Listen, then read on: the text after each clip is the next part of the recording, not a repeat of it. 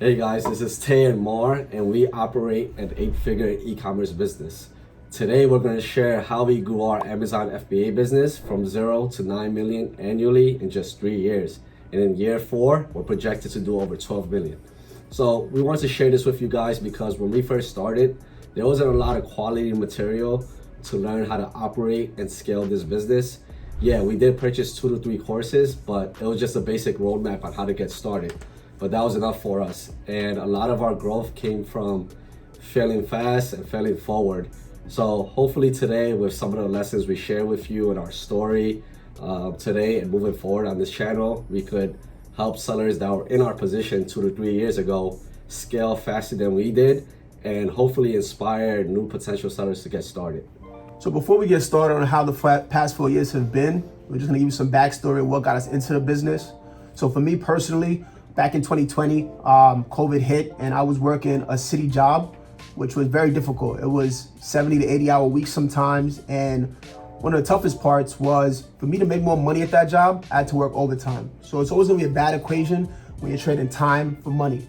So as I look to get into the next steps of my career, I was trying to explore some options, and Tay was already operating above the par Amazon business, and it seemed like something that might be interesting to me.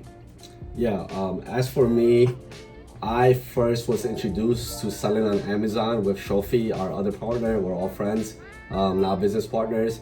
At the moment, I didn't really entertain the idea because it just sounded too good to be true.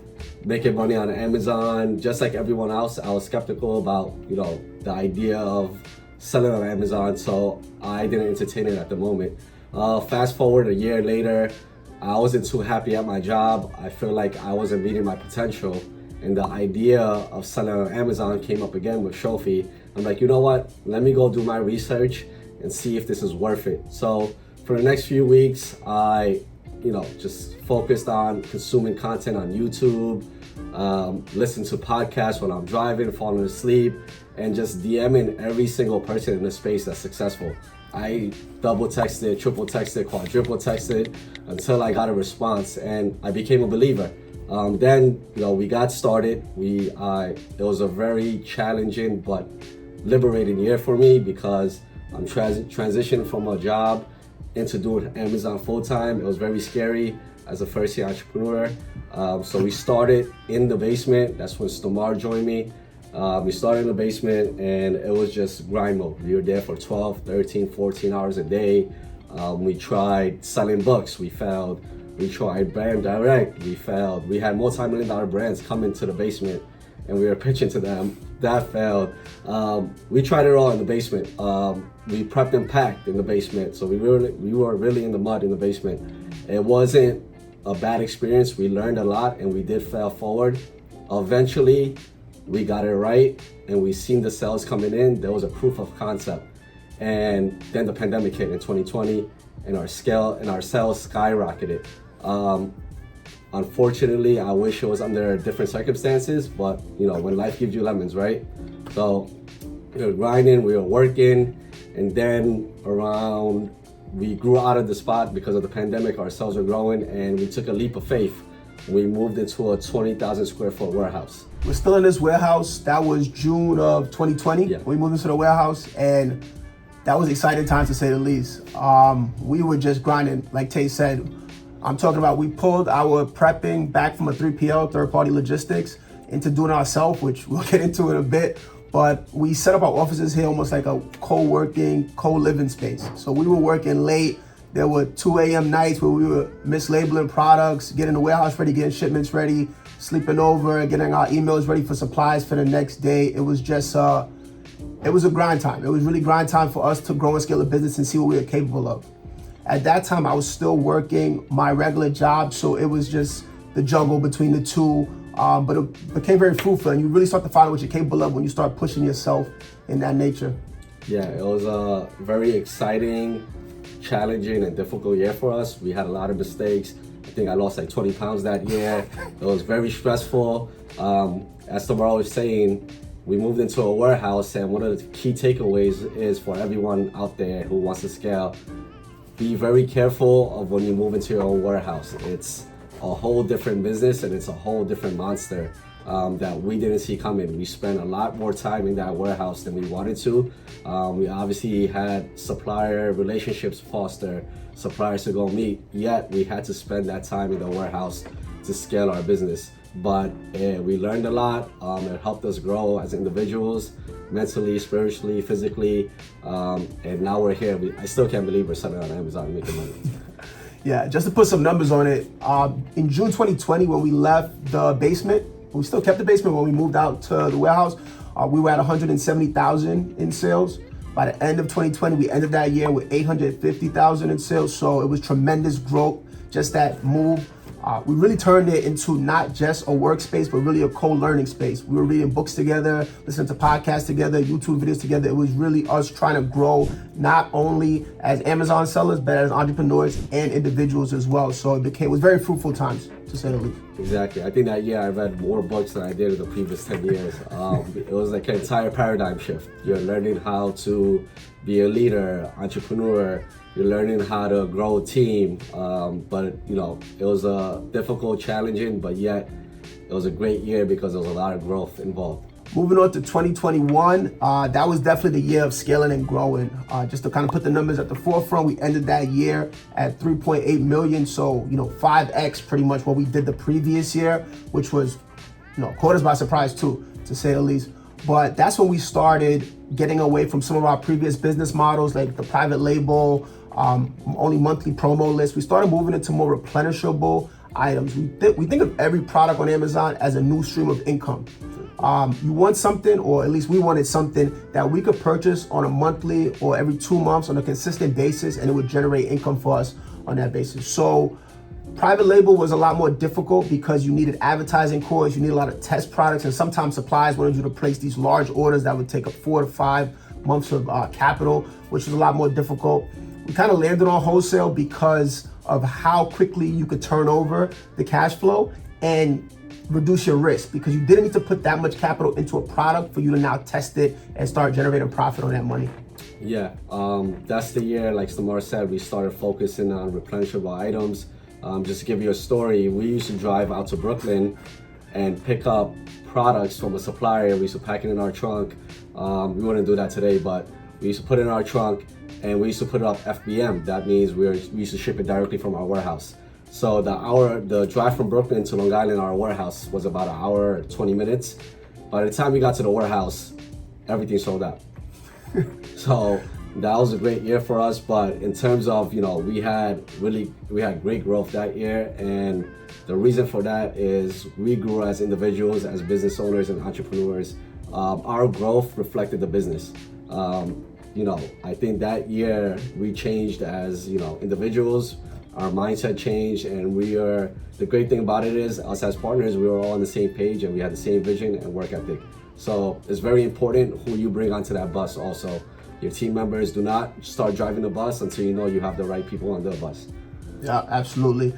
Building a team, I think sometimes people think when you first start a business, you want to build this big, robust team full of individuals, but it's more important to make sure you have the right people so you could compensate them well and they fit into the company culture. That was definitely one of the most important things that we learned that year. On top of, like I said, the replenishable items, we started looking at high volume products.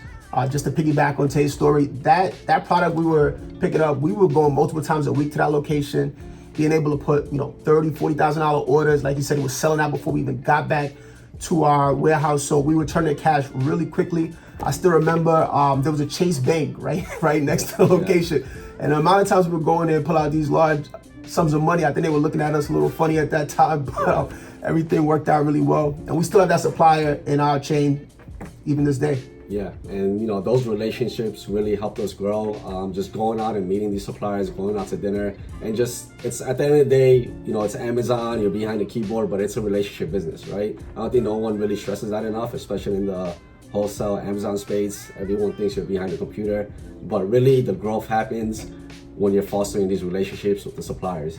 And when you really have a great relationship with the suppliers, you only need 2 to 5 good suppliers to become an 8-figure business. Going on to 2022, this was all about building and stacking the momentum that we had in 2021. We closed up that year with 8.9 million in sales. So once again, great growth over about 2.5x what we did the previous year. And that year we really focused on building the systems and processes. A lot of the work we did in 2021, we did it ourselves.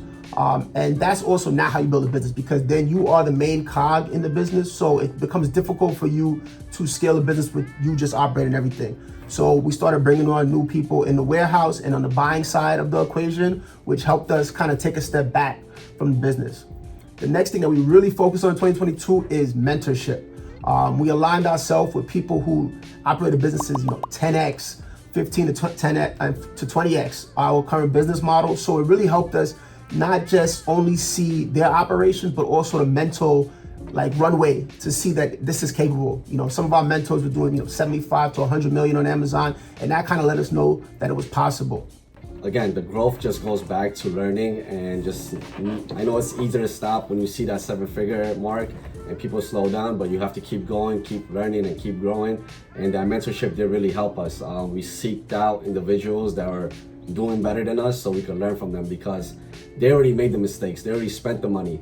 So if we could pay for mentorship, pay $20,000 for a mentorship that could save us hundreds and thousands of dollars, we're going to do that. So learning is very important, networking is very important, especially at this level, and creating systems and processes, because your business needs a good foundation for you to build it on. If that foundation is weak, your system's going to collapse with the growth. And your business really is a direct reflection of you.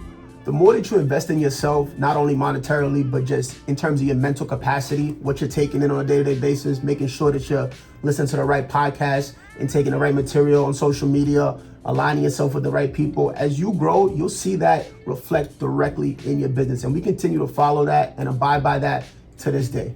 And, like I said, and we're always trying to grow. Even now, we don't think, 8 figures for some people might be great, but we don't think we're there yet, because our mentors are doing 70 million, 80 million, and that's where we want to get to, and that's our standard. Right. So here in 2023, in our trailing 12, we've done about 11 million in sales, but heading into Q4, for those of you who don't know, Q4, the last 3 months of the year, are prime months for Amazon. That's when sales just go through the roof. People can't stay in stock. People are paying much higher prices. So those are definitely exciting times. So we definitely believe we're going to surpass that 12 million mark. And this is all happening while we're spending less time on a day-to-day basis in the operations of the business. So it's definitely just been something phenomenal to witness and grow.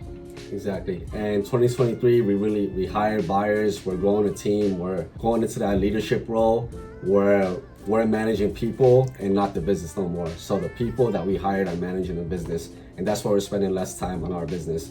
But it's very important, like we said before, to get the right people on the bus, because it's very difficult to get those people off the bus once the bus starts moving. So the rest of this year, we're definitely focused on continue to place. Right now, we're placing all of our Q4 orders to make sure that we can stay in stock, because every year it becomes definitely a challenge to make sure that your products stay in stock.